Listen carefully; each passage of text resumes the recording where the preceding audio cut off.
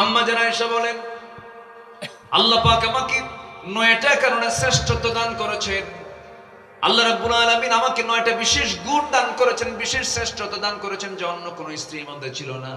Number 1, আল্লাহ পাক আমাকে এমন সম্মান দান করেছেন, আমি আমার নবীর স্ত্রী হয়েছি। 7 বছর বয়সে বিয়ে হয়েছে, 13 বছর বয়সে নববধূ হয়ে নবীর ঘরে পদার্পণ করেছি। আমি আমার নবীর বিছানায় একসঙ্গে যখন থাকতাম সেই সময় জিবরাইল ওহী নাজিল করতেন। আমি থাকা অবস্থায় আমি আয়েশা নিজের চোখে জিবরাইলকে দেখেছি। যেরকম সুবহানাল্লাহ। আমি আসলে নিজেকে ধন্য মনে করি। আমার নবীজি আমার ব্যাপারে বলেছেন, সুরিত খাবার যেমন শ্রেষ্ঠ খাবার, আমার স্ত্রীর মধ্যে আমার আয়েশা হলো শ্রেষ্ঠ আমার স্ত্রী। আমার রাসূল আমার শানে বহু কথা বলেছেন, আমি নিজেকে শ্রেষ্ঠ মনে করি। আল্লাহ পাক আমার শানে কয়েকটা আয়াতে কারিমা নাজিল করেছেন, আমাকে লক্ষ্য করে আয়াতে কারিমা নাজিল করেছেন। আমি আয়েশা নিজেকে ধন্য মনে করি। আমার নবীজি দুনিয়া থেকে যখন বিদায় হয়ে যাবেন, তার শেষ বিদায়টা হয়েছে আমার ঘরে, আমার উরুতে মাথা রেখে রাসূল দুনিয়া থেকে শেষ বিদায় নিয়েছেন। আমি নিজেকে ধন্য মনে করি, আমার সঙ্গে নবীজির শেষ কথোপকথন হয়েছে, আমার সঙ্গে কথা বলেই তিনি মালাকুল মউতকে ফেস করেছেন। আমার সাথেই তার শেষ কথোপকথন হয়েছে, রাসূল আমার কাছ থেকে বিদায় নিয়ে নিয়েছেন। আমি আয়েশা নিজেকে ধন্য মনে করি। আমার নবীজি কোন ঘরকে পছন্দ করেন না, আমার ঘরকে পছন্দ করেছেন। আমি নিজেকে ধন্য মনে করি, আমার ঘরটাই হয়ে গেছে নবীজির জীবনের জন্য মাকবারা, নবীজির কবর হলো আমার ঘর। আমি আয়েশা নিজেকে ধন্য মনে করি। আমার বড় শখ ছিল আমার মৃত্যুর পর আমার কবরটা আমার নবীর পাশেই হবে, একটা জায়গা ফাঁকা ছিল। কিন্তু ইসলামের দ্বিতীয় খলিফা ওমর ফারুক রাদিয়াল্লাহু আনহু মতো দামি মানুষ যখন আমাকে বলল, আয়েশা রে, আমার যদি মৃত্যু যেদিন হয়ে যাবে, আমার বড় শখ আমার বন্ধু আবু বকর এক পাশে আছে, আমি তার পাশে থাকতে চাই, আমার ওই জায়গাটা আমার জন্য লাগবে, তুমি আমাকে দেবে কিনা? এত বড় দামি মানুষ যখন আমার কাছে প্রস্তাব দিল, আমি আয়েশা আমার কবরের জায়গাটা আমি ওমরকে দান করে দিয়েছি। জোরে বলেন সুবহানাল্লাহ। আম্মা জান আয়েশা সিদ্দিকা বলেন, রাসূল যখন দুনিয়া থেকে বিদায় নেবেন, বিদায় লগন যখন চলে আসছে, নবীজির একবার হুঁশ একবারে বেহুশ। নবীজি আমার উরুতে মাথা রেখে আরাম ফরমাচ্ছিলেন, বলছেন, আয়েশা রে, আমার বুঝে মৃত্যুর সময় চলে আসছে, আমি বুঝে দুনিয়া থেকে বিদায় নিয়ে নেব। আমার মনে হয় বাচনটা আর থাকবে না, আমি যে কোনো মুহূর্তে মৃত্যুর মুখোমুখি হয়ে যাচ্ছি। আয়েশা, একটা কথা বলে দেই, তুমি আমার উম্মতকে জানায় দিবা। আম্মা জান আয়েশা বলছেন, ইয়া রাসূলুল্লাহ, আপনি এমন করে বলছেন কেন? কি হয়েছে আপনাকে? দেখো, সাকরাতুল মউতের সমস্ত লক্ষণগুলো আমার মধ্যে চলে আসছে, আমি দুনিয়া থেকে বিদায় নিয়ে নেব, মালাকুল মউত আমার কাছে চলে আসবে। ওরে আয়েশা, আমি যদি দুনিয়া থেকে বিদায় নিয়ে যাই, আমি তোমাকে কয়েকটা ওসিয়ত করে যাচ্ছি, আমি তোমাকে কয়েকটা নসিহা করে যাচ্ছি, আমি তোমাকে কিছু কথা বলে যাচ্ছি। আমার উম্মতকে একটা মেসেজ দিলাম, আমার সর্বশেষ মেসেজ, আমার উম্মত যেন 5 ওয়াক্ত নামাজ যেন কখনো না ছেড়ে দেয়। জোরে বলেন সুবহানাল্লাহ। আর জোরে বলি সুবহানাল্লাহ। আমার নবীজি হঠাৎ করে আজান শুনতে পেলেন।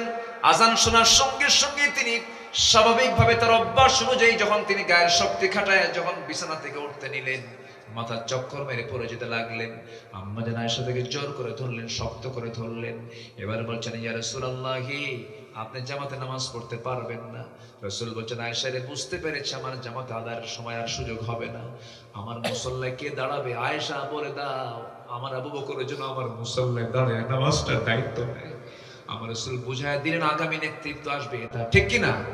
এই নেতাকে আমরা মানবো, তাহলে এই নেতা আমাকে জান্নাতে নিয়ে যাবে, ঠিক কিনা?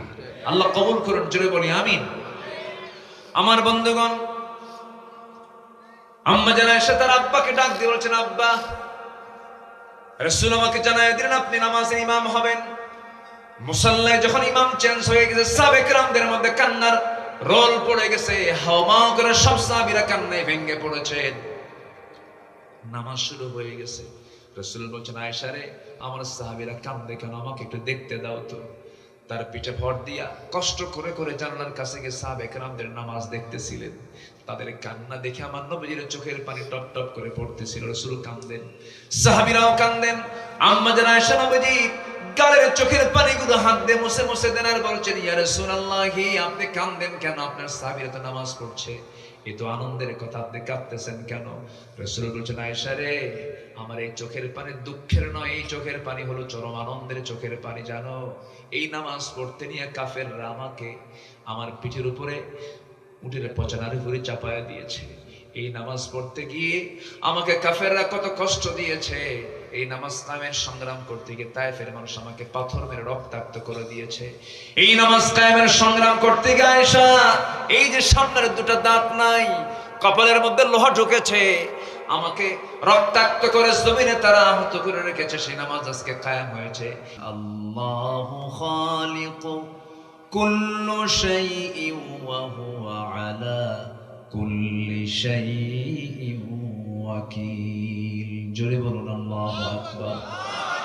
ও কোরআন তুমি বলে দাও মানুষকে কেন সৃষ্টি করা হয়েছে? কোরআন জবাব দিচ্ছে, আমার সঙ্গে ঠোঁট মিলিয়ে সবাই কমন আয়াতটা বলুন, জোরে বলুন, ওয়ামা খালাকাতুল জিন্না ওয়াল ইনসা ইল্লা লিয়াবুদুন। কোরআনকে প্রশ্ন করুন, কোরআন এই জীবন এবং মৃত্যু কেন দিয়েছো? কোরআন সুন্দর করে জবাব দিচ্ছে, আল্লাযী খালাকাল মাউতা ওয়াল হায়াতা লিয়াবলুয়াকুম আইয়ুকুম আহসানু আমালান ওয়া হুয়াল আজিজুল গফুর। কোরআনকে প্রশ্ন করুন, ও কোরআন তোমার উপদেশগুলো কারা গ্রহণ করবে? কোরআন বলছে, সায়াযাক্কারু মান ইয়াখশা ويتجنبها الأشقى الذي يصلى النار الكبرى। জোরে বলুন আল্লাহু আকবার। আমি কোরআন আমার উপদেশ তারাই গ্রহণ করবে যারা আল্লাহকে ভয় করে। আল্লাহকে যারা ভয় করবে না তারা কখনো কোরআন থেকে উপদেশ নেবে না। এজন্য ভয় থাকতে হবে কার? আসতে বলবেন না, কার? আল্লাহ আছেন না নাই? আল্লাহ কোথায় আছেন বলেন? বলেন আরশ আজিম। বলেন কোথায়? বলেন বলেন বলেন। আরশ আজিমে তিনি সমাসীন আছেন, তার ইলমটা সব জায়গায় আছে, কিন্তু তার নির্দিষ্ট আসন হলো আর রহমানু আলাল আরশি ইস্তাওয়া। এবং আল্লাহ রাব্বুল আলামিন আরেক জায়গায় বলেছেন, ওয়াসিআ কুরসিয়ুহুস সামাওয়াতি ওয়াল আরদ। জোরে বলুন আল্লাহু আকবার। আমার বন্ধুগণ, তোমাকে ভয় যদি করা হয় কি প্রতিদান পাওয়া যাবে? আল্লাহ রাব্বুল আলামিন সুন্দর করে তার জবাব কোরআনে দিচ্ছেন, লাকিনিল্লাযীনা তাকাউ রাব্বাহুম লাহুম জান্নাতুন তাজরি মিন তাহতিহাল আনহারু খালিদিনা ফিহা নুজুলাম মিন ইনদিল্লাহ ওয়ামা ইনদাল্লাহি খায়রুল লিল আবরার। জোরে বলুন আল্লাহু আকবার। আমি যে আয়াতগুলো বলতেছি বিরক্ত হচ্ছেন নাকি? আয়াত যত বেশি বরকত তত। আয়াত শূন্য আলোচনা আছে না নাই বলেন তো? একটা আয়াতও বলেন আছে নাকি? না আছে, কিন্তু আয়াত শূন্য আলোচনার কোনো বরকত নাই। আমরা শুনলেও সব পাবো। জোরে বলি সুবহানাল্লাহ, জোরে বলে সুবহানাল্লাহ।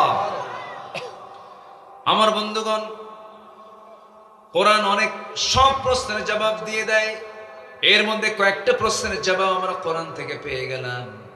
এর মধ্যে একটা জবাব আমরা পেয়ে গেলাম, জান্নাত পেতে হলে আমাকে আপনাকে সকল জায়গায় ভয় করতে হবে। কাকে? আল্লাহ। আসতে বলবেন না, কাকে? আল্লাহ। পৃথিবীর কোন প্রশাসনের ভয় দেখিয়ে মানুষকে ভালো করা যাবে না। মানুষ ভয় হবে একমাত্র কার? মানুষ ভালো হবে একমাত্র কার ভয়ে? আল্লাহর ভয়ে। আল্লাহর ভয় আমরা ভিতরে নিয়ে আসবো। আল্লাহ রাব্বুল আলামিন জবাব দিচ্ছেন, ওয়া আম্মা মান খাফা মাকামা রাব্বিহি ওয়া নাহান নাফসা আনিল হাওয়া ফাইন্নাল জান্নাতা হিয়াল মাওয়া।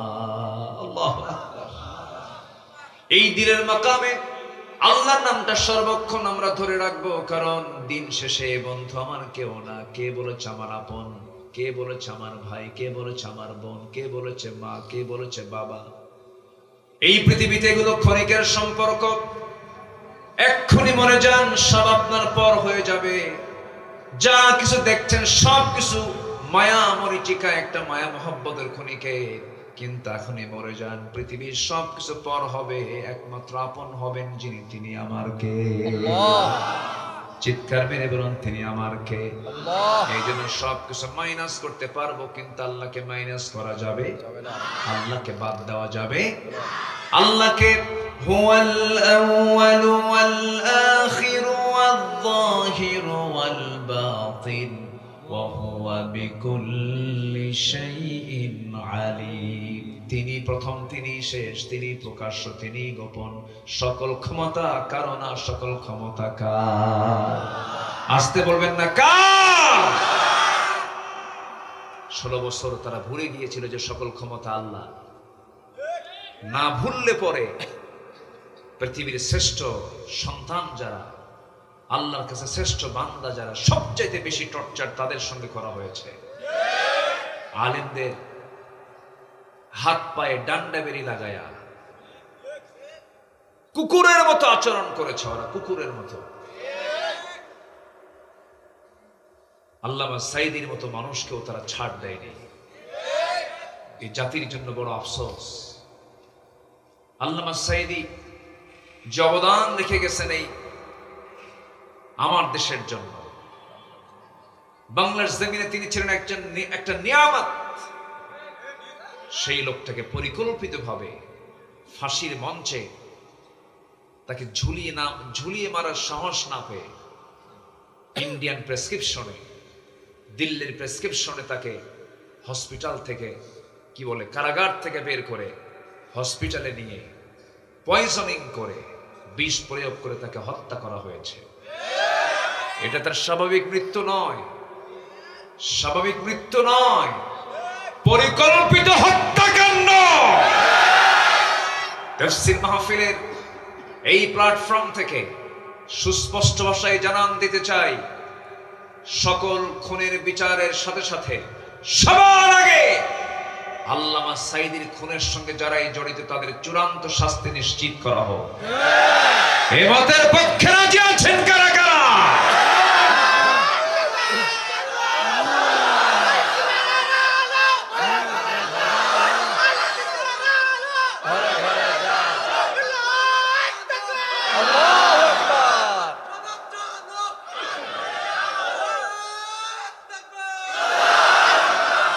আল্লাহ কবুল করুন, জোরে বলি আমিন, আরো জোরে আমিন।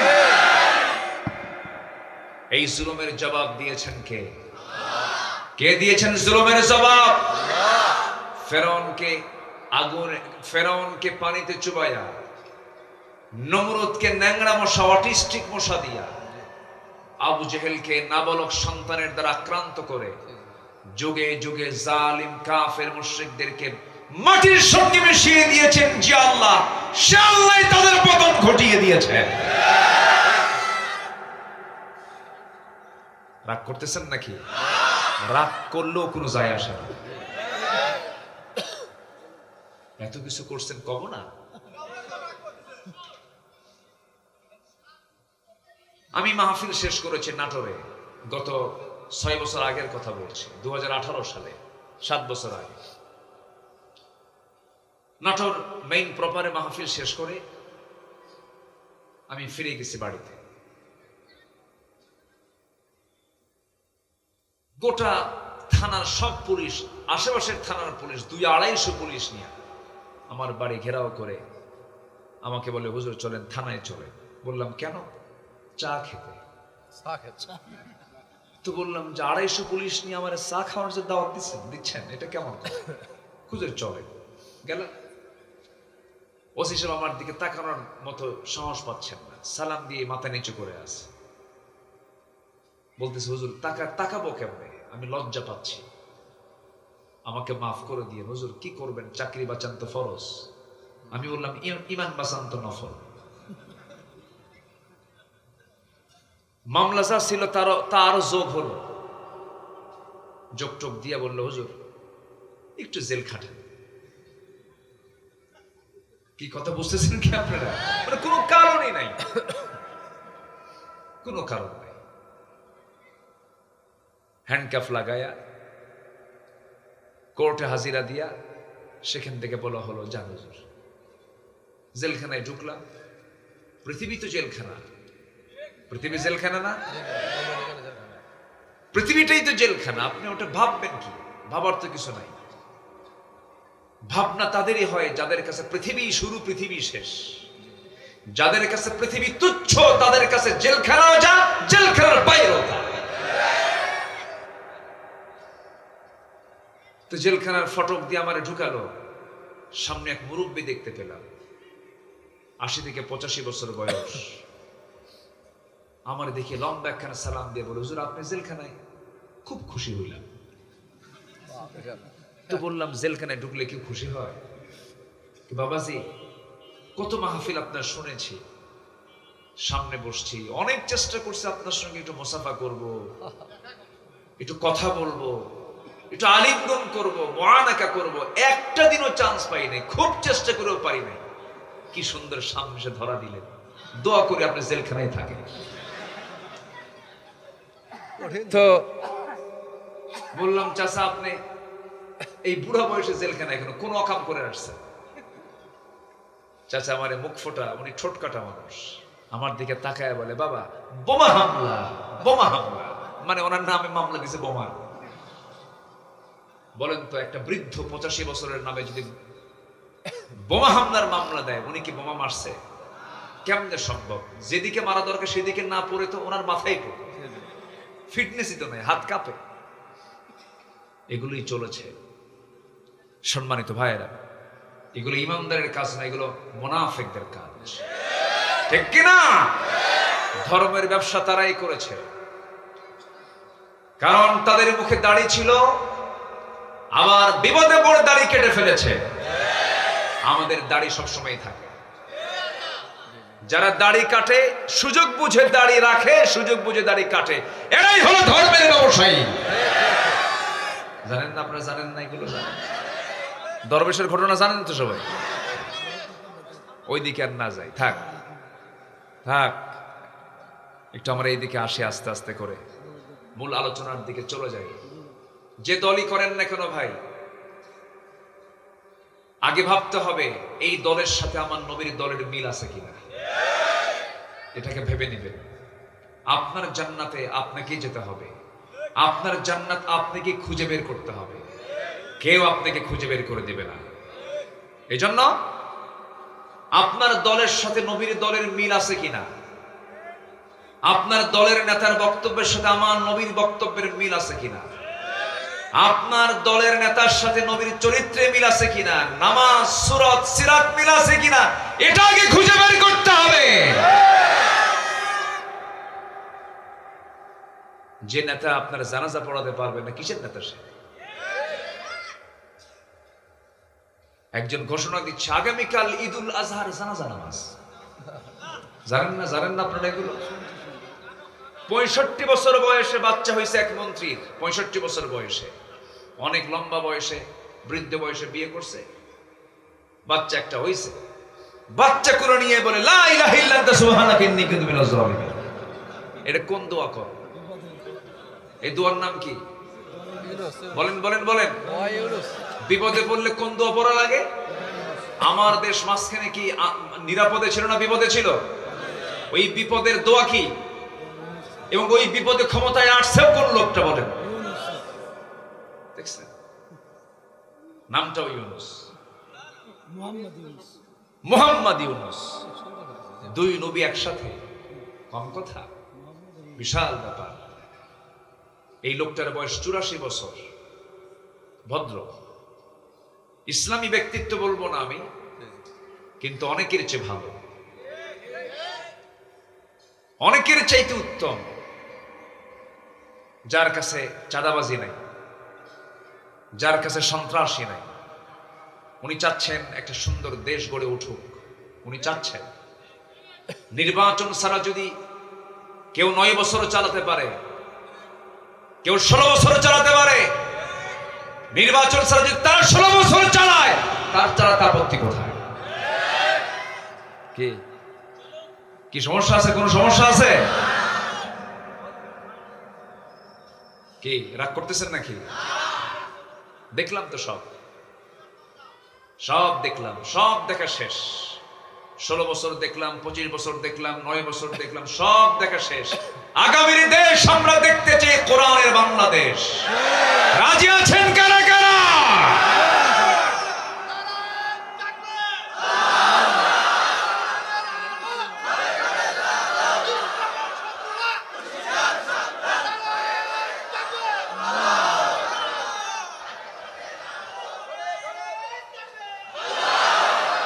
আল্লাহ কবুল করুন, জোরে বলে আমিন।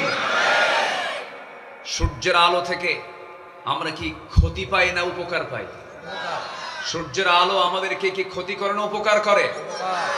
সূর্য কার? কোরআনটাও কার? এই দিয়ে কি ক্ষতি হবে? কিন্তু কোরআনটাকে রাষ্ট্রে আছে এখন? কোরআনকে রাষ্ট্রে আছে? রাষ্ট্রে কি আছে? রাষ্ট্রে কি আছে বলেন? সত্য না মিথ্যা? কোরআন ছাড়া যা পৃথিবীতে আছে সব কি মিথ্যা। তাহলে আমাদের সত্য দরকার না মিথ্যা দরকার? কোরআন দরকার। আল্লাহ পাক তার রাসূলকে বললেন, ওয়াকুল জাআল হক ওয়া যাহাকাল বাতিল ইন্নাল বাতিলা কানা যাহুকা। সত্যের সঙ্গে মিথ্যা কখনো একসঙ্গে থাকতে পারে না। তেল আর পানি যতই চেষ্টা করুন একসঙ্গে থাকতে পারে না। তেলটাকে আপনি হাজারো চেষ্টা করেন পানির নিচে নেবেন, পারবেন না, কারণ তেল বানাতে অনেক কষ্ট হয়েছে। তেলটা উপরেই ভাসতে থাকবে, পানির নিচেই থাকবে। আপনি হককে যতই পরাজিত করার চেষ্টা করেন না কেন, হক কখনো নিচে থাকবে না। হক আপনি তার বিজয়ী বেশে সামনের দিকে চলে যাবে। হকের বিজয় দিয়ে দেন কে? আসতে বলবেন না কে? আল্লাহ বিজয়টা দিয়ে দেন। সেই বিজয়ের জন্য আমার আপনার জীবনে কিছু গুণ অর্জন করতে হবে। সেই গুণ অর্জন করার জন্য আমাকে আপনাকে সচেষ্ট হতে হবে। এত নামাজ পড়ি, নামাজগুলো যায় কোথায়? এত চোখের পানি ফেলে ফেলে কান্দে কদরের রাত্রিতে, রমজান মাসের রোজাগুলো রাখে, এতগুলো দোয়াগুলো যায় কোথায়?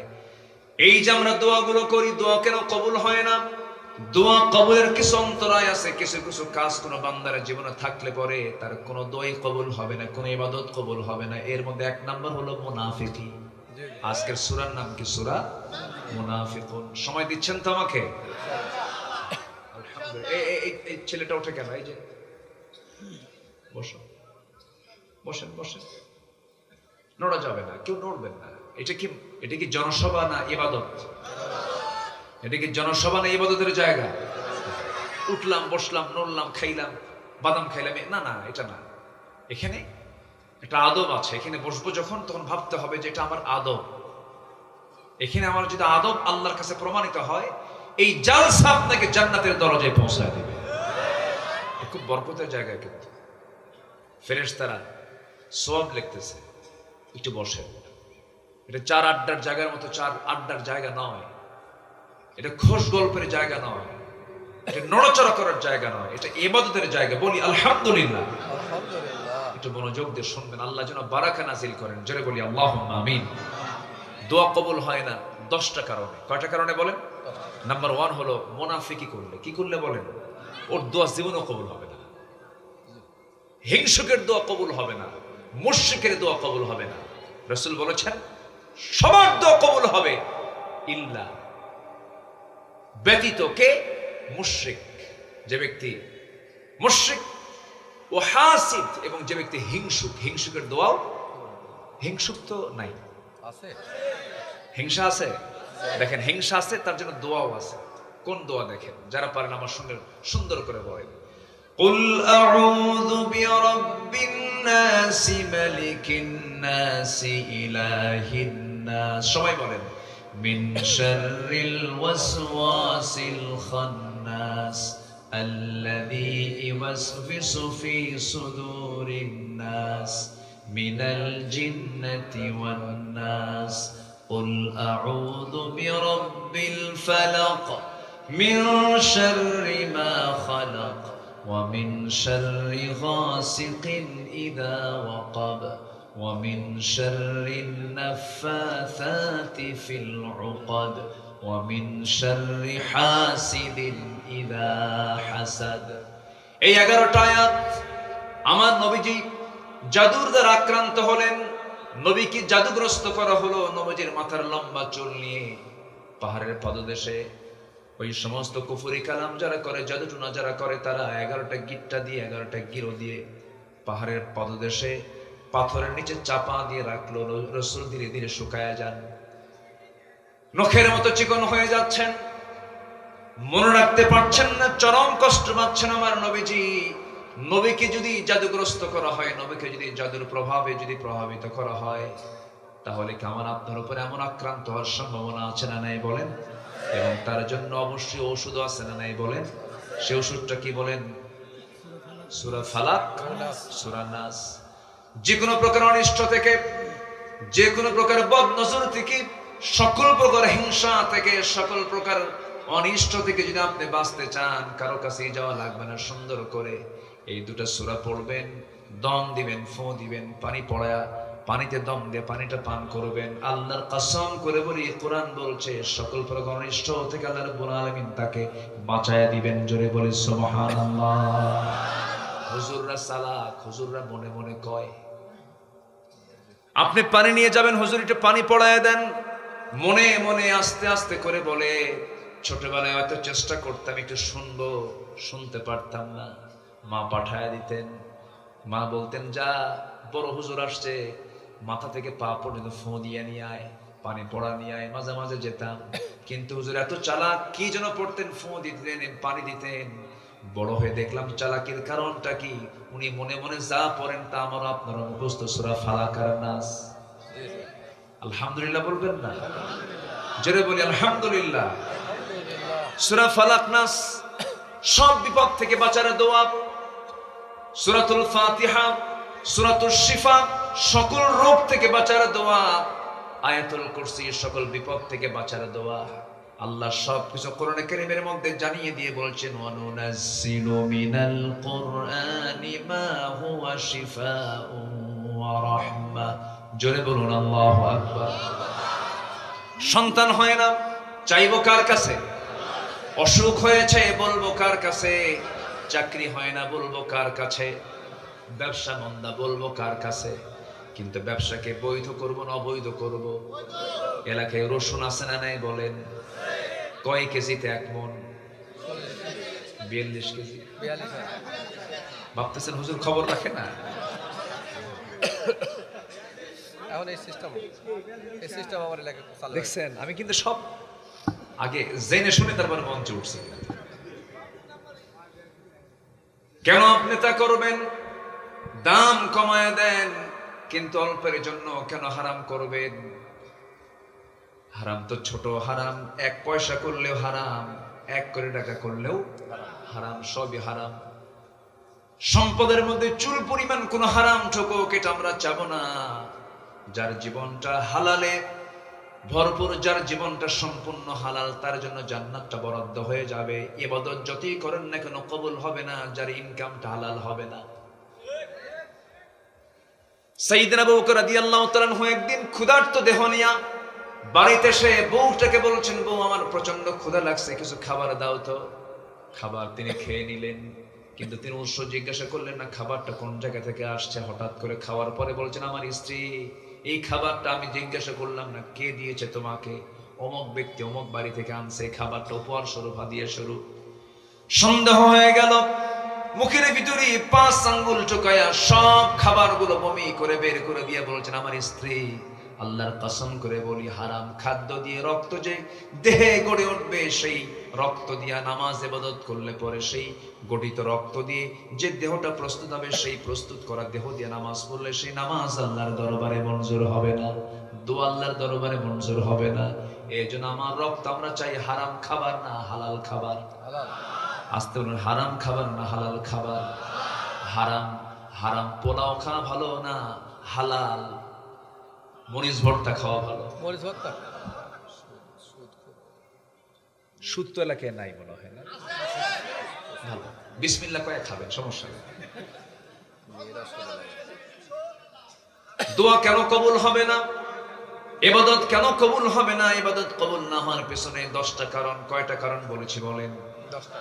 বলেন কয়টা?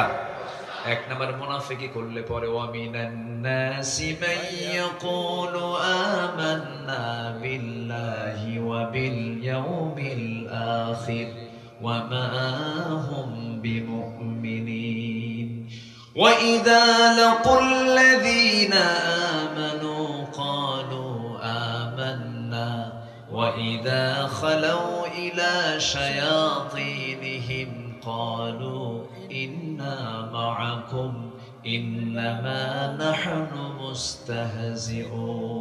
জোরে বলুন আল্লাহু আকবার। দোয়া করেন আমার দেশে যেন এমন নাগরিক তৈরি হয় যাদেরকে বাংলা বলা লাগবে না, শুধু আয়াত দিয়ে যেন শেষ করা যায়। এমন একটা পরিবেশ আসুক, জোরে বলি ইনশাআল্লাহ। আলোচক আয়াত বলবে, জনগণ আয়াতের অর্থ বুঝে যাবে। এমন একটা পরিবেশকে আপনারা চান না? তখন আর আলোচনা চলবে না, তখন শুধু আলোচনাই হবে। এখন সমাজে কিছু আলোচক আছে, আলোচনা করে না, আলোচনা করে। আলোচনা, ওয়াজ না, খেলে আওয়াজ। এমন কান্দা কান্দে বক্তা নিজে, দুই গাল ভিজে ভিজে রক্ত, মানে পানি বের হয়, মানে রক্ত যেন বের হবে, এত কান্দা কান্দে। বক্তাও কান্দে, শ্রোতাও কান্দে। 2 ঘন্টা ওয়াজের পরে যখন বলা হয় শ্রোতাকে, বুঝলেন কি? কানলাম তো ঠিকই, বুঝলাম না কিছু। ওই মহিলার মতো এক ছোট্ট মেয়ে, 8 বছর বয়স, মেয়েটা কান্দে। মা এসে বলে, মা তুমি কান্দো কেন? আরো কান্দে। তো মেয়ের কান্না দেখে মাও কান্দে। তো মা মেয়ের কান্না, দুইজনের কান্না দেখে সব প্রতিবেশী সবাই আসছে, সব মহিলা এই 2 মা মেয়ের কান্না দেখে সবাই কান্দে। একশোট কান্না হয়ে গেল। সবাই কান্না যখন থামছে, এখন একযোগে বলতেছে, ছোট্ট 8 বছরের মেয়েকে বলছে, আচ্ছা মা তুমি কান্না কেন? তোমার কান্না দেখে আমরা সবাই যে কানলাম। মেয়েটা বলে, মা আমি এই জন্য কানলাম, আমার বয়স এখন 8 বছর, আমার বয়স যখন 16 বছর হবে তখন আমার বিয়ে হবে। বিয়ে হওয়ার পর একটা বাচ্চা হবে, সেই বাচ্চার বয়স 8 বছর হবে, সেই ছেলেটা হবে, সেই সন্তানটা হবে ছেলের সন্তান। সেই ছেলে যদি মরে যায় আমি থাকবো কেমন? এই জন্য কান্না। কি কথা কি বুঝতেছেন আপনারা? এই জন্য আলোচনাগুলো হওয়া দরকার অবোঝার না বোঝার আলোচনা। বলেন বুঝতে হবে, আমরা বুঝের আলোচনা করবো। জোরে বলি ইনশাআল্লাহ। মাঝে মাঝে কিছু কিছু শ্রোতা আছে বলে, হুজুর এমন ওয়াজ দিবেন যেন কারো চোখের পানি যেন না আটকে থাকে। কি কথা কি বুঝতেছেন? কানলে কি সমাধান? আসলে কানলে কি সমাধান? কাঁদবো কার কাছে? আসতে বলেন, কাঁদবো কার কাছে? মানুষকে দেখে দেখে না, আড়ালে আড়ালে আড়ালে। কান্নার জায়গা এক জায়গায়, তিনি কে? পৃথিবীর মানুষের কাছে কানলে বলবে এ ভাক্কা শুরু করছে। বউ কানলে স্বামী কয় তোর তো কান্দিস, তোর কান্নারই জাত। আর পুরুষ কানলে তো বলে তুমি তো পুরুষই না, পুরুষের চোখে পানি থাকে নাকি? কি কথা কি বুঝতেছেন? কিন্তু যে আল্লাহর কাছে কানবে, আল্লাহ তার কান্নার মূল্য জান্নাত বুঝায় দিবেন। জোরে বলি সুবহানাল্লাহ। কান্নার পুরস্কার কি বলেন? জান্নাত।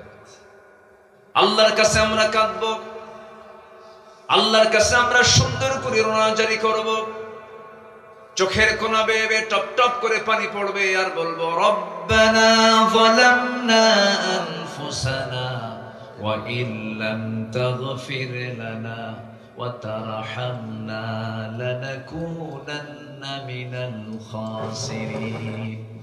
সবাই বলুন রব্বানা আতিনা ফিদ দুনিয়া হাসানাতাও ওয়া ফিল আখিরাতি হাসানাতাও ওয়া কিনা আযাবান নার। প্রথম নবীর দোয়া বললাম, শেষ নবীর দোয়া বললাম, সব নবীদের এক্সট্রা করে দোয়া আছে না নাই?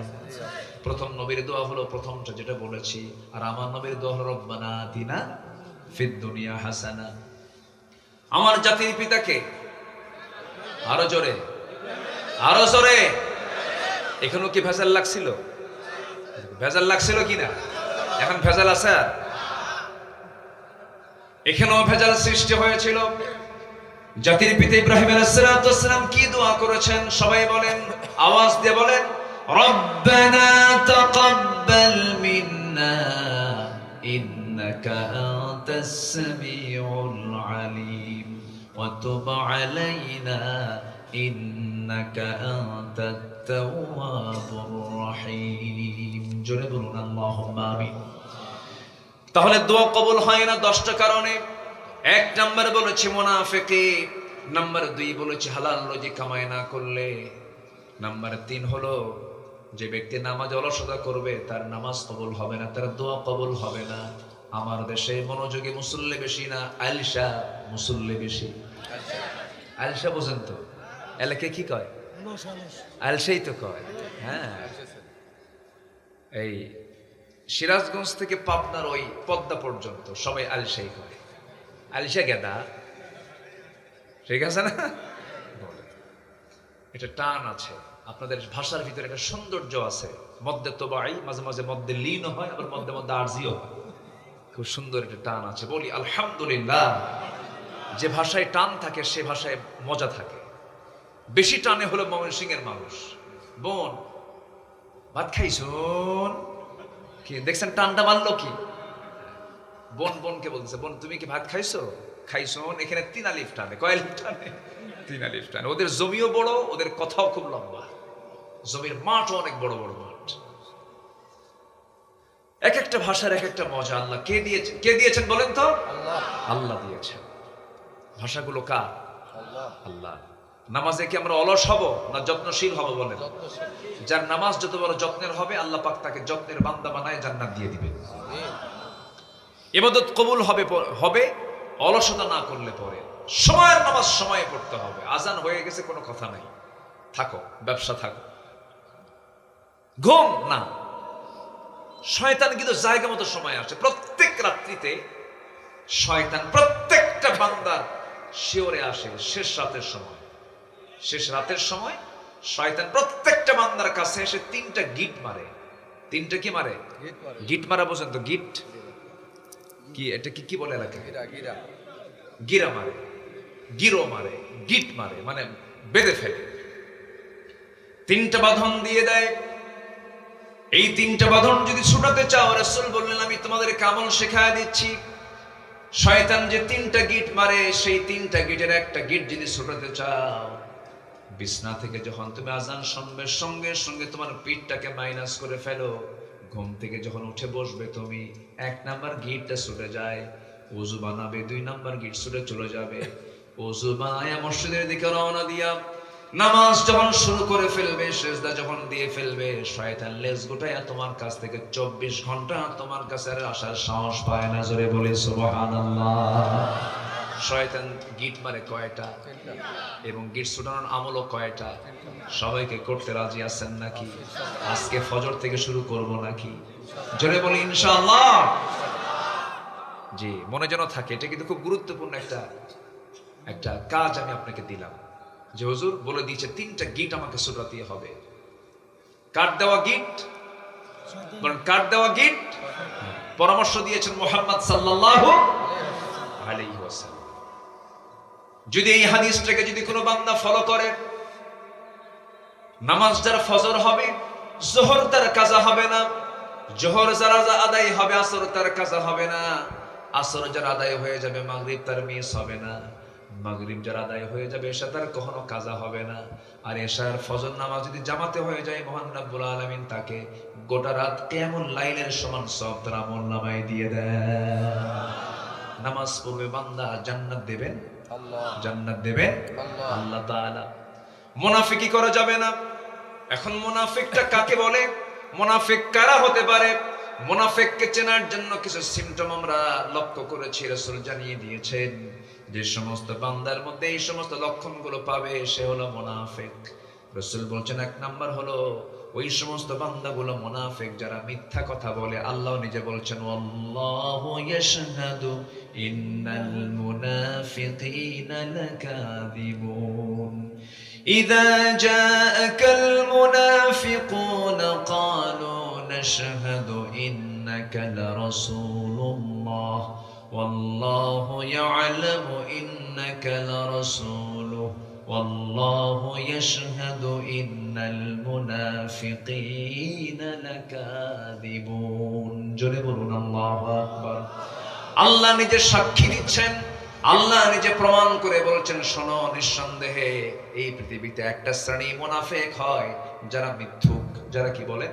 মিথ্যুক। এই দেশে যারা ক্ষমতার মসজিদে বসেছে, সত্যবাদী না মিথ্যাবাদী? বলেন বলেন বলেন বলেন বলেন। সত্যবাদী না মিথ্যাবাদী? মিথ্যাবাদীরা। এই পর্যন্ত আমরা সত্যবাদী কাউকে পাইনি। নির্বাচন এসেছে, শুধু প্রতিশ্রুতি দিয়েছে, মিথ্যা প্রতিশ্রুতি। একটা প্রতিশ্রুতি তারা আদায় করেনি। নির্বাচন যখন আসে, ওরে বাপ রে বাপ, তাদের সুরত আর পোশাক আশাক দেখে মনে হয় আসমান থেকে জিবরাইল নাজিল হয়েছে। আমি কি ভুল বলতেছি ভাই? ভুল বলতেছি? কি তাদের চরিত্র! আবার যখন প্রচারের নামে মাইক বলে দেয় অমুক নেতার চরিত্র ফুলের মতো পবিত্র, আছে না এরকম আছে? আচ্ছা, গরিবের বন্ধু ওইদিকে ওই হাজার হাজার করে টাকার মালিক, ও গরিবের বন্ধু হয়ে বসে আছে। গরিবের বন্ধু হতে হলে গরিবের নেতা হতে হবে, শ্রমিকদের নেতা হওয়ার জন্য শ্রমিক হতে হবে, ঠিক কিনা বলে? এতিমের লিডার হতে হলে এতিম নিজে হতে হবে। সম্মানিত ভাইরা, যে মুমিনের হৃদয়ে আরেক মুমিনের জন্য কান্না পায় না, সে হচ্ছে মুনাফিক। ফিলিস্তিন কাঁদতেছে, ফিলিস্তিন রক্ত ঝরছে, অন্য মুসলমান, যে মুসলমান চুপ করে থাকে, কাচ্চা মুনাফিকের বাচ্চা ওরা। জানেন, আল্লাহ আল্লাহর কসম করে বলি, ওই ফিলিস্তিনের যখন চিত্র আমার চোখের সামনে ভাসে, আমি আমার নিজের সন্তানকে সেই জায়গায় নিয়ে যাই। আমার কল্পনায় ঠিক থাকার কথা না, একটা মানুষ, একটা বিবেকবান মানুষ ঠিক থাকার কথা না। ছোট্ট বাচ্চা, সেদিন মাত্র 3 থেকে 4 বছর বয়স হবে, বড় ছোট বাচ্চাটা খাবার না পেয়ে উস্কো খুস্কো, মাথা থেকে পা পর্যন্ত ধুলাবালি। আর ফিলিস্তিন, ইয়েমেনের যে আল্লাহ সুরতটা দিয়েছেন মানুষকে, এত সুন্দর চেহারার অধিকারী বানিয়েছেন তাদেরকে, এই ফুটন্ত গোলাপ খাবার না পায় কঙ্কাল সার হয়ে গেছে। সেদিন দেখি একটা ছোট্ট বাচ্চা, ভিডিওতে দেখলাম, খাবার না পেয়ে ছাগলের ঘাস চাবায়া চাবায়া খাচ্ছে। আরেকটা ছোট্ট বাচ্চা আরবিতে বলতেছে, আল্লাহ, পৃথিবীর কোনো মানুষ তো আমাদেরকে খাবার দিল না, আমরা না খাওয়া শুনেছি তোমার জান্নাতে নাকি বহু খাওয়া আছে, আমাদের মরণটা দিয়ে দাও, জান্নাতে গিয়ে খাও। চিন্তা করুন তাদের কত বড় কষ্ট, কত বড় যন্ত্রণা। এই যন্ত্রণায়, এই কষ্ট যাদের দিল কাঁপে না, দিল যাদের নরম হয় না, ওই দিল জান্নাতে যাবে না। সম্মানিত ভাইয়েরা, গোটা মুমিন, গোটা মুসলিম উম্মাহ হলো একটা দেহের টুকরা, একটা দেহ। দেহের একটা কোনায় যেমন চিমটি কাটলে টের পাওয়া যায়, একটা মুসলমানের পশম নিয়ে যদি কেউ ষড়যন্ত্র করে, অন্য মুসলমান বসে থাকতে পারে না। আমরা আল্লাহর কাছে দোয়া করি, আল্লাহ একটা সালাউদ্দিন আইয়ুবী আবার পাঠিয়ে দাও, জোরে বলি আমিন।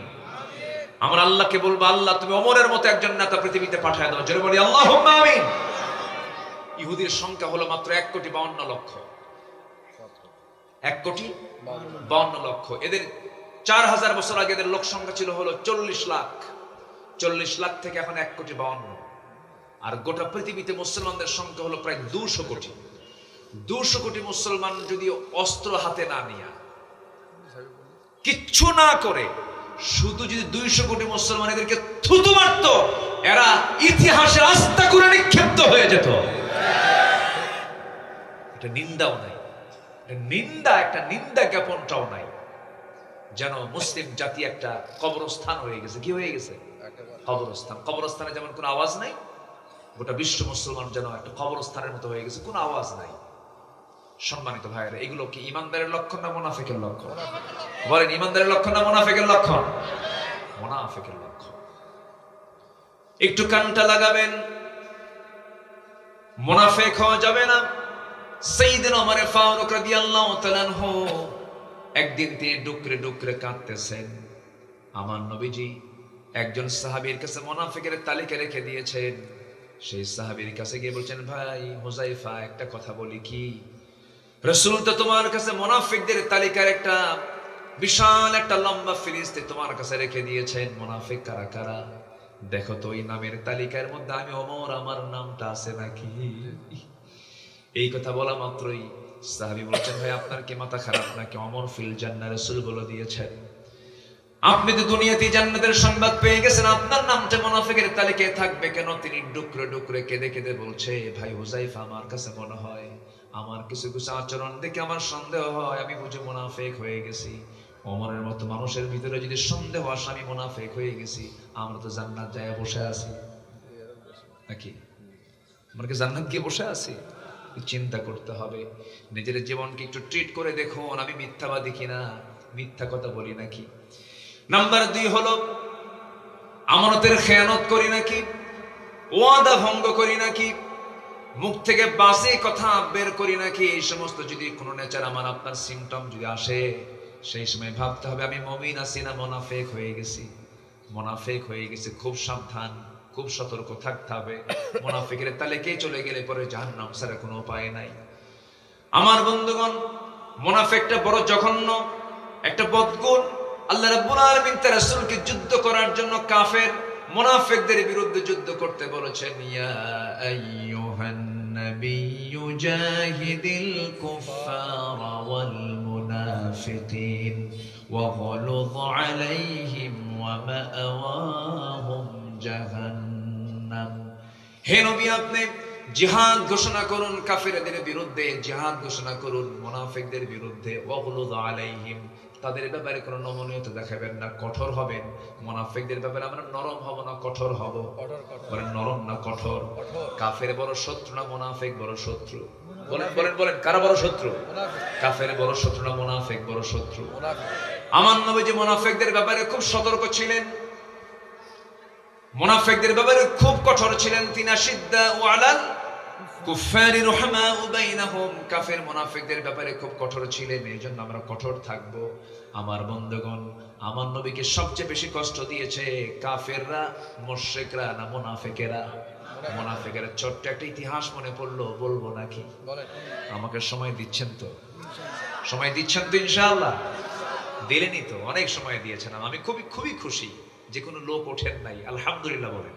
আর আমি একটা লোক উঠতে দেব না। একটু বসুন, আমরা ফিলিস্তিনদের জন্য দোয়া করব। কেউ যাবেন না, যিনি যাবেন তিনি কৃপণ, যিনি যাবেন তিনি কি কৃপণ। দোয়া করব একসাথে। একটু একটু একটা ইতিহাস মনে পড়লো যে মুনাফিকি কি, মুনাফিকরা কত জঘন্য হতে পারে। আমার নবীজি কোন এক অভিযান থেকে, মদিনা থেকে বের হয়েছিলেন, কোন এক যুদ্ধ অভিযান থেকে ফেরত আসতেছিলেন। ফেরত আসার পথে রাসূল কিন্তু জিহাদেও বউকে সাথে নিয়ে যেতেন, কোন সফরে স্ত্রীকে সাথে নিয়ে যেতেন। বউ কন্যা স্ত্রী কোন আপনারা দুটোই বলেন? হ্যাঁ, আচ্ছা ঠিক আছে। জালসা কর্তৃপক্ষ কিয়ামত সম্পর্কে ওয়াজ শুনতে চাই, কাম সারছে। আমি তো জি ঠিক আছে, হচ্ছে না? হচ্ছে তো কম বেশি টুকটাক। কষ্ট পাচ্ছেন নাকি? আমার আলোচনায় কি আপনারা বিরক্ত নাকি? আপনারা খুশি তো? আল্লাহ যদি খুশি হন জোরে বলি ইনশাআল্লাহ। আল্লাহ কবুল করুন জোরে বলি আমিন। জি, ওয়াজ কি আমার? ওয়াজটা কার মূলত? আল্লাহ। যেখান থেকে বলবেন এটা আল্লাহর কথা। যারা বলবে যে ওয়াজ ভালো হয় নাই, ভাবতে হবে আল্লাহর ওয়াজ আর ভালো লাগে নাই, এটা বলাও ঠিক না। আল্লাহ যা শুনিয়েছেন আমরা তাই শুনলাম, বলি আলহামদুলিল্লাহ। অনেকে বলে হুজুর আজকে ওয়াজ করুন, কেমন জানি। আরে তুমি জানো আজকে হুজুর যে ওয়াজ করছে না, ফজর আর দরকার নাই। কি কথা কি বুঝতেছেন? হক কথা কখনো মিষ্টি হয় না। হক কথা কি হয়? বলেন হক কথা কি হয়? এটা তিতা হয়। ঠিক আছে না? জি, একটু বসেন। আমার নবীজি যুদ্ধের কার্যক্রম শেষ করে ফিরে আসতেছেন, তার সঙ্গে তার স্ত্রীও আছেন। আমার নবীজি উহুদের মতো কণ্টকীর্ণ যুদ্ধেও আম্মা জান আয়েশাকে সাথে নিয়ে চলে গেছেন। জোরে কোন সুবহানাল্লাহ। বউ হচ্ছে ঈমানের পাহারাদার। বউকে সাথে নিয়ে চলবেন, কোনো বিপদ হবে না, কোনো ফিতনায় পড়বেন না। বলেন তো, বউ যদি পাশে থাকে আপনি কি অন্য কারো বউয়ের দিকে তাকাতে পারবেন? ক্ষমতা আছে? মনে হয় আপনারা পারবেন। আর যদি একবার বউ দেখে ফেলে যে আপনি 30 সেকেন্ড অমুকের বউয়ের দিকে চাইছিলেন, বলেন ওই সময় কিচ্ছু কবে না। বাড়িতে আসার পরে যখন আপনি ডাক দিবেন, নার্গিস, জুলেখা, সুইটি, এক গ্লাস পানি দাও তো। তোমার জুলেখা, সুইটি, নার্গিস, তুমি ছায়া থাকো আরেক দিকে। কি ঠিক আছে কিনা বলেন? আপনার বাড়িটা জাহান্নাম হয়ে যাবে, টিকতে পারবেন না। বউকে কে না ভয় করে? যার সংসার আছে তার ভয়ও আছে, যার সংসার নাই সে বউকে ভয় করে।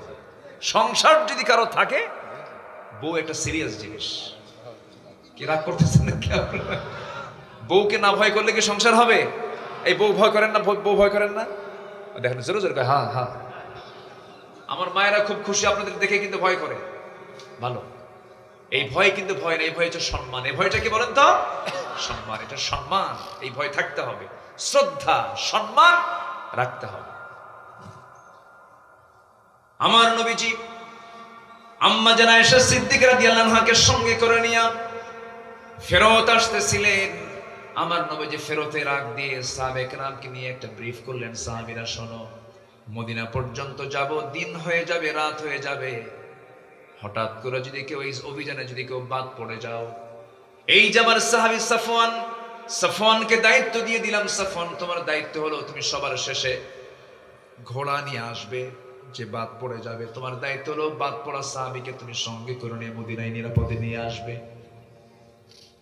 কেউ বাদ পড়ে নাই, বাদ পড়ে গেছেন হলো মিসেস মুহাম্মদ সাল্লাল্লাহু আলাইহি ওয়াসাল্লাম। আম্মা জান আয়েশা বাদ পড়েছেন কেমন করে?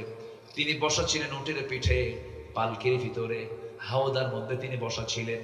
হঠাৎ করে রাস্তার মাঝে তিনি বলে ফেললেন, উটটা থামাও, হাওদাটা নামাও, আমাকে আড়ালে যেতে হবে, শৌচ কার্য করতে হবে। হাজত সারার জন্য তিনি উটের পিঠ থেকে নামলেন, হাওদা থেকে নেমে পর্দার নিয়ম রক্ষা করে তিনি বাইরে আড়ালে চলে গেলেন। শৌচ কার্য কমপ্লিট করে আসতে একটু দেরি হয়ে গেল। যিনি দায়িত্বপ্রাপ্ত সাহাবী ছিলেন তাকে দেখার জন্য, তার উটটাকে টানার জন্য, সেই সাহাবী ভাবেছেন আম্মা জান আয়েশা বুঝি ওই পালকির মধ্যে আসেনি।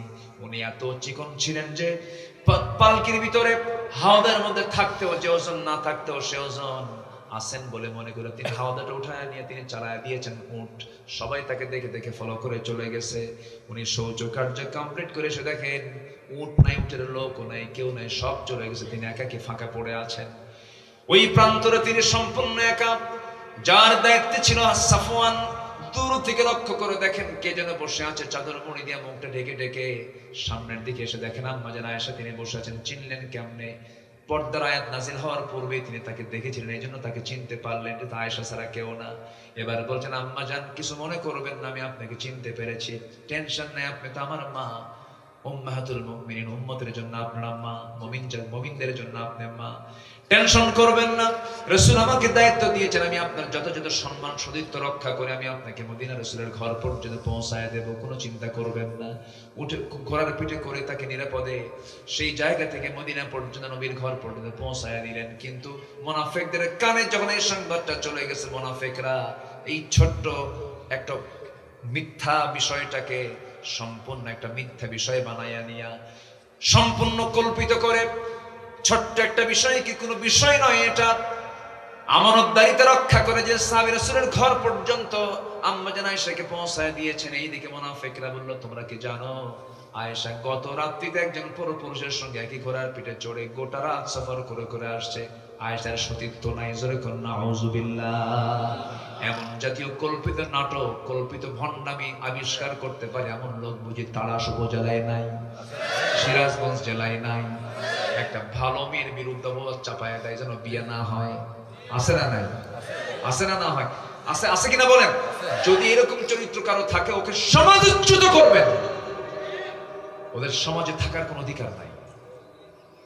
যে পুরুষ, যে নারী, যে বান্দা একটা সতী নারীকে মিথ্যা অপবাদ চাপায় দেয়, তার জন্য বিয়ে না হয়, তার জন্য বিয়ে ভেঙে যায়, তাকে যেন না বিয়ে দিতে পারে, এরকম হিংসা করে, জেলাসি করে যারা মিথ্যা একটা কল্পিত নাটক সাজায়, এর চাইতে বড় মুনাফিক আর দুনিয়াতে না।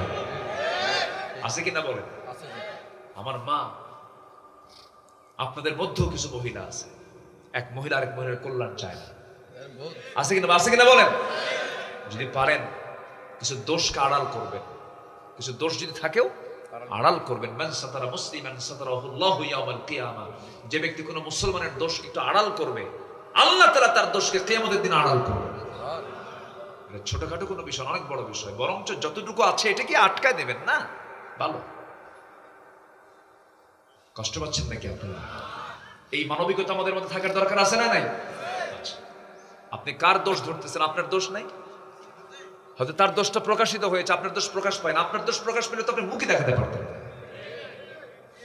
এই জন্য নিজের বিষয়টাকে আগে ভাববেন, দেখবেন যে অন্যের বিষয় মনেই হবে না, নিজের বিষয় নিয়ে টেনশনে শেষ, আগে নিজের বিষয় না ভাববেন। আম্মা জান আয়েশাকে নিয়ে এই নাটক তারা তৈরি করলো। রাসূলের কাছে যখন সংবাদটা চলে গেছে, বইয়ের ব্যাপারে কিছু শুনলে পরে স্বামীর কি ভালো লাগে? আজ থেকে ভালো লাগে? মনটা খুব খারাপ। আমার নবীজির কানে যখন চলে গেল, আম্মা জান আয়েশার সতীত্ব নিয়ে যখন এমন জাতীয় কটু কথা যখন মুনাফিকদের কান থেকে গোটা মদিনার টপ টপ হয়ে গেল, ব্রেকিং নিউজ হয়ে গেল, হট নিউজ হয়ে গেল, আমার নবী আস্তে করে আম্মা জান আয়েশাকে ডাক দিয়ে বলছেন, আয়েশা মন খারাপ করো না, এই মুহূর্তে আমার কাছে যতগুলো নিউজ এসেছে আমার মনে হয় এই মুহূর্তে তুমি আমার ঘরে না থেকে তোমার বাবার ঘরে থাকাটা উত্তম হবে, তুমি তোমার বাবার বাড়িতে চলে যাও।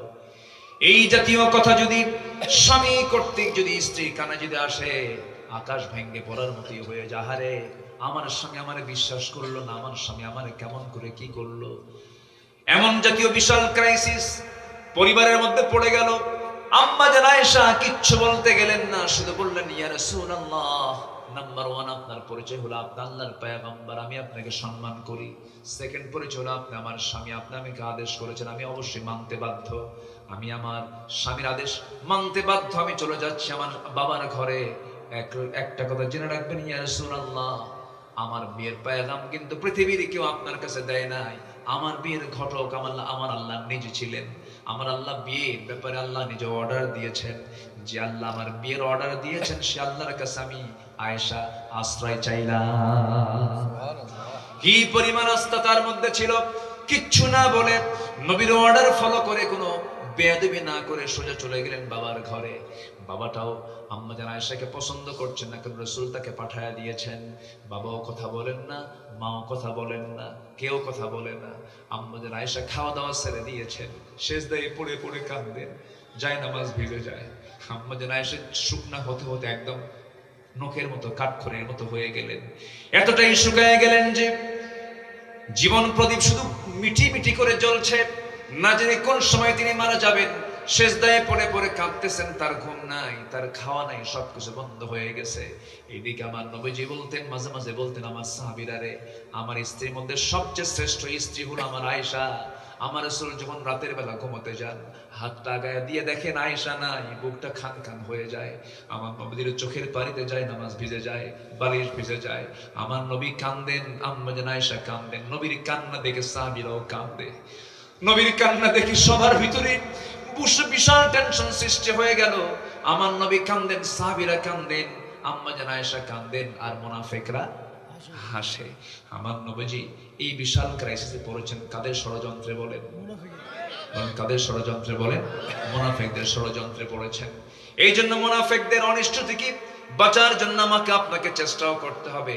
মুনাফিকের কোনো চরিত্র যেন আমার ভিতরে না থাকে, এটাও চেষ্টা করতে হবে। আমার বন্ধুগণ, আমার নবীজি তাকে পাঠায়া দিলেন, কিন্তু নবীজির শান্ত মন, অশান্ত মন শান্ত হচ্ছে না, কষ্ট পাচ্ছেন। কিন্তু হকের একমাত্র ফয়সালাকারী তিনি আমার কে? আম্মা জান আয়েশা বলেন, আল্লাহ পাক আমাকে 9টা কারণে শ্রেষ্ঠত্ব দান করেছেন।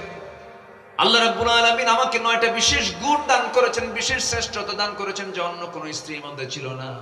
নাম্বার 1, আল্লাহ পাক আমাকে এমন সম্মান দান করেছেন, আমি আমার নবীর স্ত্রী হয়েছি। 7 বছর বয়সে বিয়ে হয়েছে, 13 বছর বয়সে নববধূ হয়ে নবীর ঘরে পদার্পণ করেছি। আমি আমার নবীর বিছানায় একসঙ্গে যখন থাকতাম, সেই সময় জিবরাইল ওহী নাযিল করতেন। আমি থাকা অবস্থায় আমি আয়েশা নিজের চোখেই জিবরাইলকে দেখেছি। জোরে বলুন সুবহানাল্লাহ। আমি আসলে নিজেকে ধন্য মনে করি। আমার নবীজি আমার ব্যাপারে বলেছেন, সুরিত খাবার যেমন শ্রেষ্ঠ খাবার, আমার স্ত্রীর মধ্যে আমার আয়েশা হলো শ্রেষ্ঠ আমার স্ত্রী। আমার রাসূল আমার শানে বহু কথা বলেছেন, আমি নিজেকে শ্রেষ্ঠ মনে করি। আল্লাহ পাক আমার শানে কয়েকটা আয়াতে কারিমা নাজিল করেছেন, আমাকে লক্ষ্য করে আয়াতে কারিমা নাজিল করেছেন। আমি আয়েশা নিজেকে ধন্য মনে করি। আমার নবীজি দুনিয়া থেকে যখন বিদায় হয়ে যাবেন, তার শেষ বিদায়টা হয়েছে আমার ঘরে, আমার উরুতে মাথা রেখে রাসূল দুনিয়া থেকে শেষ বিদায় নিয়েছেন। আমি নিজেকে ধন্য মনে করি, আমার সঙ্গে নবীজির শেষ কথোপকথন হয়েছে, আমার সঙ্গে কথা বলেই তিনি মালাকুল মউতকে ফেস করেছেন। আমার সাথেই তার শেষ কথোপকথন হয়েছে, রাসূল আমার কাছ থেকে বিদায় নিয়ে নিয়েছেন।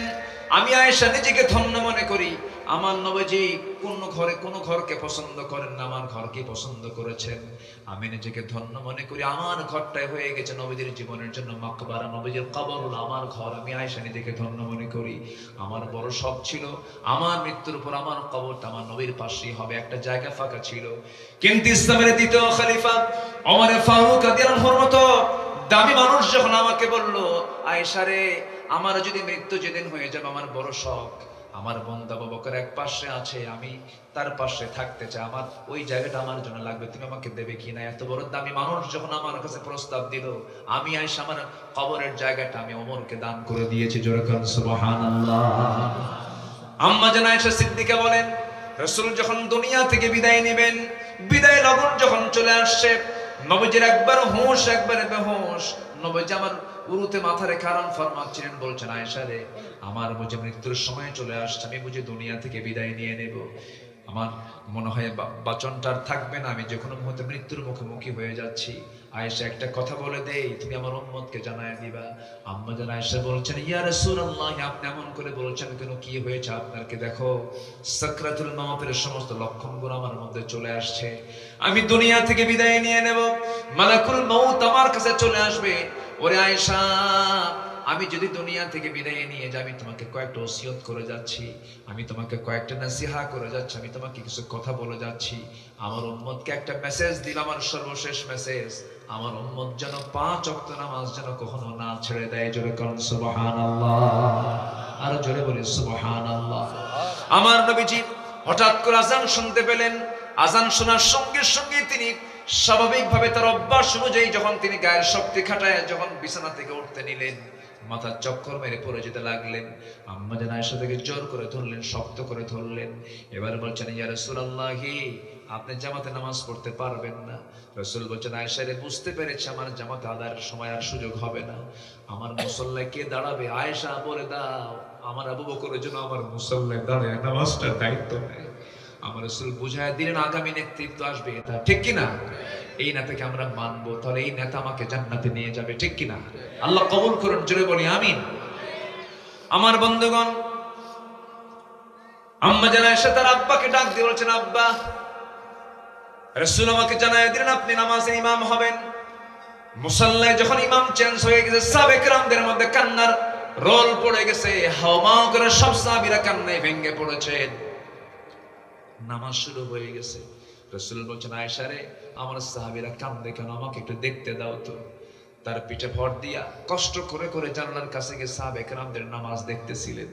তাদের কান্না দেখে আমার নবীজির চোখের পানি টপ টপ করে পড়তেছিল। রাসূল কান্দেন, সাহাবীরাও কান্দেন। আম্মা জান আয়েশা নবীজি গালের চোখের পানিগুলো হাত দিয়ে মুছে মুছে দেন আর বলছেন, ইয়া রাসূলুল্লাহ, আপনি কান্দেন কেন? আপনার সাহাবীরা তো নামাজ পড়ছে, এ তো আনন্দের কথা, আপনি কাঁদতেছেন কেন? রাসূল বলছেন, আয়েশা রে, আমার এই চোখের পানি দুঃখের নয়, এই চোখের পানি হলো চরম আনন্দের চোখের পানি। জানো, এই নামাজ পড়তে নিয়ে কাফেররা আমাকে আমার পিঠের উপরে উঠে পচানার উপরে চাপায়া দিয়েছে। এই নামাজ পড়তে গিয়ে আমাকে কাফেররা কত কষ্ট দিয়েছে। এই নামাজ কায়েমের সংগ্রাম করতে গিয়ে তায়েফের মানুষ আমাকে পাথর মেরে রক্তাক্ত করে দিয়েছে। এই নামাজ কায়েমের সংগ্রাম করতে গিয়ে আয়েশা, এই যে সামনের দুটো দাঁত নাই, কপালের মধ্যে লোহা ঢুকেছে, আমাকে রক্তাক্ত করে জমিনে তারা আহত করে রেখেছে। সেই নামাজ আজকে কায়েম হয়েছে। এই নামাজ কায়েমের চরম আনন্দ দেখে আমি কান্নায় ভেঙ্গে পড়েছে। এটা আমার দুঃখের না, এটা আমার চরম আনন্দের কান্না। আয়েশা, আমার বুঝে মৃত্যুর সময় চলে আসছে, আমার উম্মতকে জানায় দিবা, আমার উম্মতরা যেন কখনো নামাজ না ছেড়ে দেয়। এই কথা বলে আমার নবীজি দুনিয়া থেকে বিদায় নিচ্ছেন। বিদায় নেওয়ার সময় সবার আগে চিন্তা করেছেন তার নিজের না তার উম্মতের। বলেন বলেন বলেন বলেন বলেন, কার? আমরাও চিন্তা করবো যে রাসূল আমাকে ভুলেন না, আমরা তাকে ভুলবো না, রাসূলকে আমরা ভুলবো না। আর রাসূলকে না ভুললে পরে আল্লাহ আমাকে ভুলবেন না। এক নাম্বার ভালোবাসবো আমরা কাকে? আল্লাহ। আসতে বলবেন না, কাকে? আল্লাহ। নামাজ, আল্লাহকে ভালোবেসে 5 ওয়াক্ত নামাজ কি সবাই পড়বেন? ইনশাআল্লাহ। সবাই কি পড়তে রাজি আছেন? ইনশাআল্লাহ। একটু হাত তুলে দেখান তো দেখি। জোরে বলি ইয়া আল্লাহ, আরো জোরে বলি ইয়া আল্লাহ। আমাদেরকে 5 ওয়াক্ত সালাত আদায় করার তৌফিক তুমি আল্লাহ দিয়ে দাও। জোরে বলি আমিন, আরো জোরে আমিন, আরো জোরে আমিন। নামাজ আর পর্দা, পর্দার দরকার আছে না নাই? আজকের সমাজে সবচেয়ে বড় ক্রাইসিস হলো মেয়েদের গায়ে কোনো কাপড় চোপড় আছে? গায়ে কাপড় চোপড় আছে? যে বোরকাটা আছে সেই বোরকাও ঠিক নাই। বোরকার ভিতরে যে কত ডিজাইন, বোরকার গায়ে আবার আয়না লাগানো। আয়না মানে আসল, এটা বোরকা না। বোরকা হবে 2 কালার না 1 কালার? 1 কালার। বলেন 2 কালার না 1 কালার? টাইট না ঢিলা? মানে এতটাই ঢিলা হবে যেন এক বোরকার মধ্যে যেন 3 জন ঢোকে না। ঠিকই আছে, ঢিল হতে হবে, ঢিল। ফিটিং কোন কাপড় পুরুষেরও হারাম, মহিলারও হারাম। ফিটিং কোন কাপড় পরা যাবে না। স্কিন সাথে লেগে থাকে এমন প্যান্ট জামা পরা যাবে না, পুরুষেরও নারীরও। সব পরবে টাইট না ঢিলা? ঢিলা। ঢিলা পড়তে হবে, ঢিলা জাতীয় পড়তে হবে। চাদর দেখেন আগের দাদিরা বোরকা পরেন নাই, কিন্তু এমন চাদর পরেছেন, চাদর মুড়া দিয়েছেন, একটা চামড়া দেখা যায়নি, ঠিক কিনা?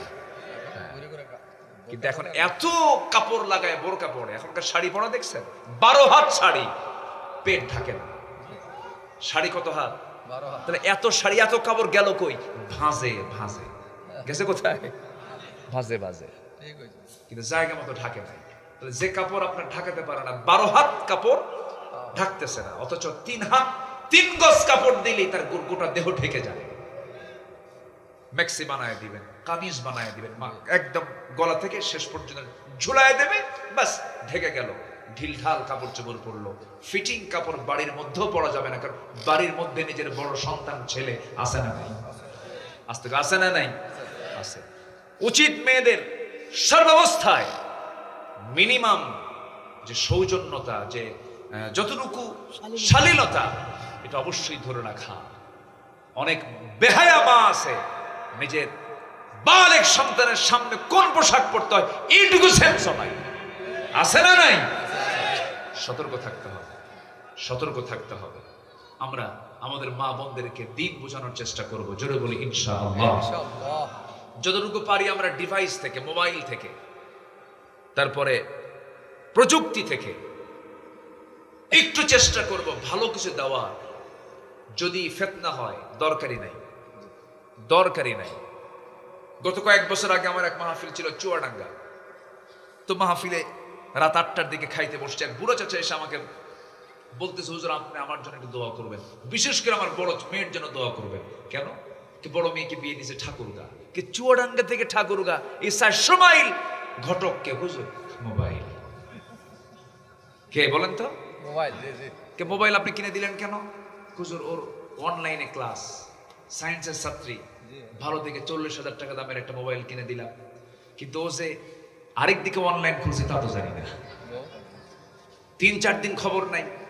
3-4 দিন পর হঠাৎ করে আমার নাম্বারে একটা আননোন নাম্বার থেকে ফোন এসছে। ফোন এসে বলতেছে, আব্বু কাম তো সারছে। কেন? সব কমপ্লিট। কি কথা কি বুঝতেছেন আপনারা? কথা কি বুঝতেছেন?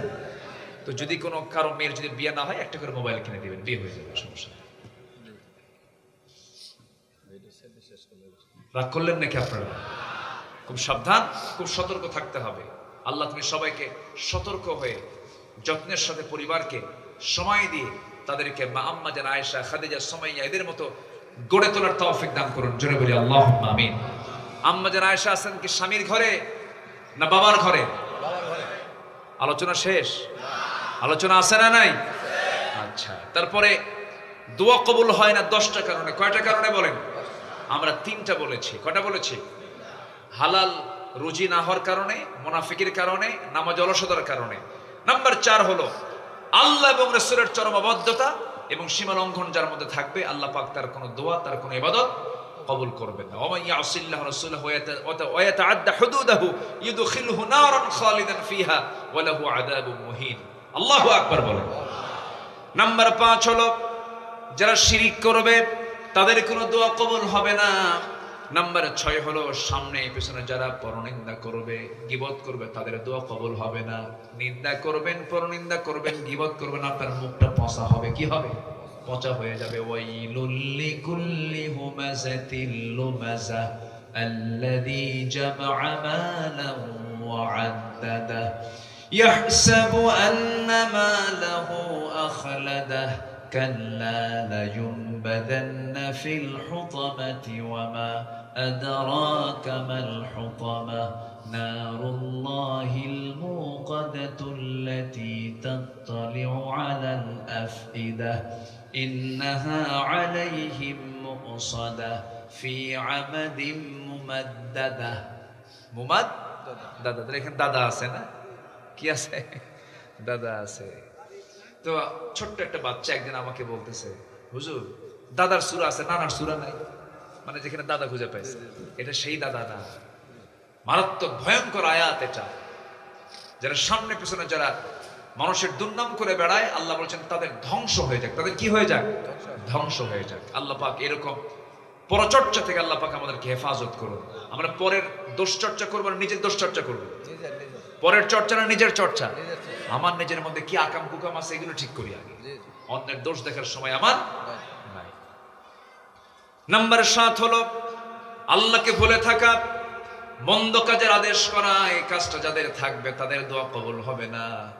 ইন্নাল মুনাফিকিনা হুমুল ফাসিকুন, এরাই হলো ফাসিক। নাম্বার 8 হলো শয়তানের পদাঙ্ক অনুসরণ করলে পরে আল্লাহর কাছে দোয়া কবুল হবে না, ইবাদত কবুল হবে না। নাম্বার 9 হলো লোক দেখানো ইবাদত করলে পরে আমি নামাজ পড়ছি, আমি দান করছি, আমাকে দেখছে, আমাকে দানবীর বলবে, আমি হজ করেছি আমাকে হাসি বলবে, এমন নিয়ত থাকলে তার কোনো দোয়া কবুল হবে না, ইবাদত কবুল হবে না। সর্বশেষ হলো কুফরি করা। আল্লাহ রাব্বুল আলামিন বলেন ইন্নাল্লাযীনা কাফারু লান তুগনিয়া আনহুম আমওয়ালুহুম ওয়ালা আওলাদুহুম মিনাল্লাহি শাইআ ওয়া উলাইকা হুম ওয়াকুদুন নার। সূরা আলে ইমরান আয়াত নাম্বার 10। আল্লাহ বলছেন যারা কুফরি করবে, যারা কাফের হয়ে যাবে, তাদের কোনো সম্পদ, তাদের কোনো সন্তান কোনো কাজে আসবে না, তারা চির জাহান্নামী হয়ে যাবে, তাদের কোনো দোয়া কবুল হবে না। এই 10টা বদগুণ থেকে আল্লাহ আমাকে আপনাকে আল্লাহ পাক হেফাজত করুন, জোরে বলি আমিন। আম্মা জান আয়েশা কার বাড়ি বলেন? আসতে বলবেন না, কার বাড়ি? স্বামীর ঘর না বাপের ঘর? বিয়ের আগে মেয়েদেরকে মানায় কার বাড়িতে? বিয়ের আগে বলেন বলেন কার বাড়ি? বিয়ের পরে মানায় কার বাড়ি? বিয়ের পরে যে মহিলা শুধু বাপ বাপ করবে, বাপের বাড়ির দিকে প্রাধান্য দেবে, সংসার হবে না, ধ্বংস হবে। বলেন বলেন বলেন বলেন বিয়ের আগে শ্রেষ্ঠ বাড়ি কোনটা? বলেন বলেন বিয়ের পরে শ্রেষ্ঠ ঘর কোনটা? স্বামীর ঘর হলো শ্রেষ্ঠ ঘর। আমার নবীজির স্ত্রী আম্মা জান আয়েশা বাবার ঘরে আছেন, কিন্তু মনটা পড়ে আছে কার ঘরে? কার ঘরে? স্বামীর ঘরে। 40 দিন পার হয়ে গেল, আল্লাহর পক্ষ থেকে আয়াত নাযিল হয়ে গেছে, আম্মা জান আয়েশার দোয়া কবুল হয়ে গেছে, নবীর দোয়া কবুল হয়ে গেছে। ইন্নাল্লাযীনা জাউ বিল ইফকি উসবাতুম মিনকুম।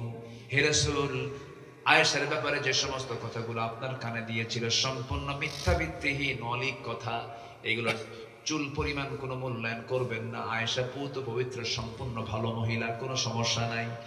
আমার আল্লাহর পক্ষ থেকে যখন এই আয়াতটা নাযিল হলো, রাসূল নিজে দূর মেরে চলে গেলেন শ্বশুর বাড়িতে, গিয়ে ডাকছেন আয়েশা তুমি কোথায়? আয়েশা তুমি কোথায়? হুমায়রা তুমি কোথায়? হুমায়রা রে, লাল টুকটুকে আয়েশা তুমি কোথায়?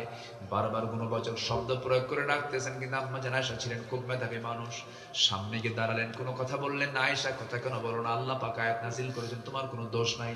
এবারে তিনি বলছেন ঠিক আছে, আমি কারো প্রশংসা করব না, আমি ইব্রাহিমের আল্লাহর প্রশংসা করি। কার আল্লাহ? বলেন কার আল্লাহ? চলে গেছে কোন নবীর কাছে? জাতির পিতার কাছে চলে গেছে। রাসূল মুস্কি মুস্কি হাসি মেরে বলছে আয়েশা তোমার রাগ কিন্তু এখনো আছে, তোমার কথার ভাঁজ ভালো না। যেরকম সুবহানাল্লাহ বলেন। কি বিজ্ঞচিত উত্তর ছিল তাদের, রাগটাও ছিল কত সুন্দর হিকমতে ভরা।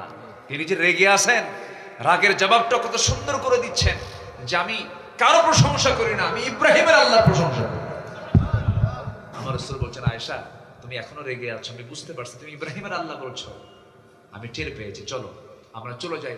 হুমায়রা বলে, লাল টুকটুকে মহিলা বলে, মেয়েদের প্রশংসা করলে মেয়েরা খুশি কম হয় না বেশি হয়? আর পুরুষের প্রশংসা করলে রাগ না। পুরুষের যদি প্রশংসা করে তখন ভাবে কি এত প্রশংসা কেন, মতলব কি? তো এই মতলব কি কথা কি বুঝতেছেন? পুরুষের প্রশংসা করলে সন্দেহ হয় কি খবর, ও কি ধান্দা কি করতেছে, ও আমারই এত কোনো গান গায় কেন, মতলব খারাপ।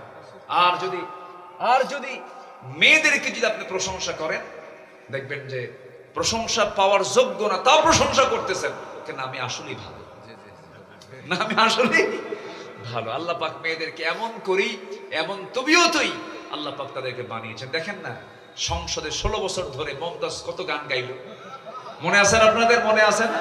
ঘরে ঘরে বিদ্যুৎ পৌঁছা দিচ্ছে, 7 ঘন্টা বিদ্যুৎ থাকে না, কি সুন্দর করে গজল টজল গাইছে। হ্যাঁ, তো এইগুলো হচ্ছে মেয়েদের সামনে গাওয়া যায়, পুরুষের সামনে এগুলো চলে না, পুরুষের সামনে এগুলো চলে না। তবে মেয়েদের আল্লাহ পাক এই তবিয়ত দেওয়ার কারণও আছে। আল্লাহ পাক মেয়েদেরকে এই তবিয়ত না দিলে সংসারও হতো না। আল্লাহ জানেন কার মধ্যে কি দিতে হবে। মেয়েরা কথা বলে কম না বেশি বলেন? পুরুষরা কথা বলে কম। পুরুষের কথার ঘনত্ব কম, মেয়েদের কথার ঘনত্ব বেশি। এক কথা একবার না বারবার? মেয়েরা এক কথা একবার না বারবার? বেগুন পচা কিনে নিয়ে গেছেন, দুপুর পর্যন্ত শুধু বেগুন পচা বেগুন পচা, দুপুর পর্যন্ত। কথা বলেন নাই? আল্লাহ পাক মেয়েদেরকে নেচার দিয়েছেন, এটা আপনি শুনতে হবে। কেন মেয়েরা এক কথা বারবার কেন বলে? বাচ্চা লালন পালন করতে গেলে এক কথা একবার না বারবার? আপনি পারবেন এক কথা বারবার বলতে পারবেন? বাচ্চা নেওয়ার দায়িত্ব একবেলা নিবেন। বউ যদি বলে তুমি এই একবেলা 3টা পর্যন্ত এই বাচ্চাটা দেখবা, সকাল থেকে 3টা পর্যন্ত বাচ্চা আসার খাবে কয়টা কম? আপনি পারবেন না, এক কথা বারবার বলতে পারবেন না। আসার শুধু খাবে। কিন্তু মায়েরা এক কথা বারবার বলে, বাবা থাম, বাবা এই যে বাবা এই যে বাবা, কত কথা, কত স্বপ্ন, কত কি বলতেছে, এরপরও মার কোনো বিরক্তি নাই। সুবহানাল্লাহ। সুবহানাল্লাহ। তাহলে মেয়েদের কথা কম বলা দরকার না বেশি বলা দরকার? বেশি বলা দরকার। মায়েরা বেশি কথা বলবেন। জি, আসুন আমরা অনেক কথা বলেছি, যতটুকু হয়েছে আমরা বলে ফেলি আলহামদুলিল্লাহ। জোরে বলি আলহামদুলিল্লাহ। জি হ্যাঁ, আচ্ছা ঠিক আছে। আমার ইমরান ভাই কি চেনেন? চেনেন কি? ইমরান ভাই কিন্তু হাজী সাহেব মানুষ, কিন্তু কিন্তু মুখে দাড়ি নাই। বুঝলাম না ঘটনা, বুঝলাম না। এটা কি আধুনিক হাজী? এই ইমরান ভাই,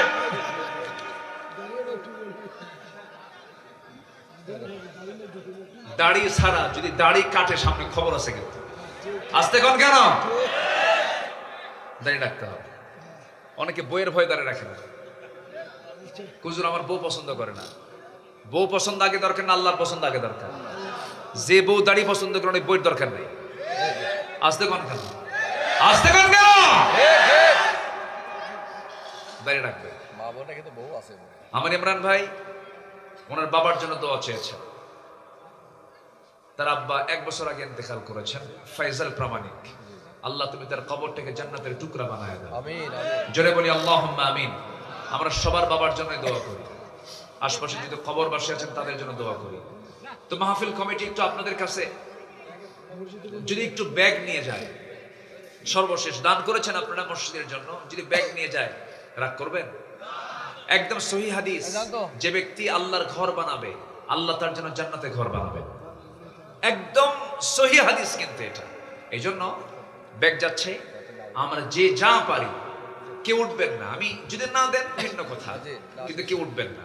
মাহফিলের পরিবেশটা নষ্ট করলে এটা আপনি নষ্ট করে গেলেন, এটা আপনার জন্য মাইনাস হলো, প্লাস না, মাইনাস পয়েন্ট হয়ে গেল। এই জন্য আমরা সবার জন্য দোয়া করবো। বিশেষ করে ফিলিস্তিন এই জনপদে কি কষ্ট তারা করছে, দোয়া তো অন্তত করা দরকার। এই এতগুলো মানুষকে নিয়ে আমরা একসঙ্গে দোয়ায় শামিল হব।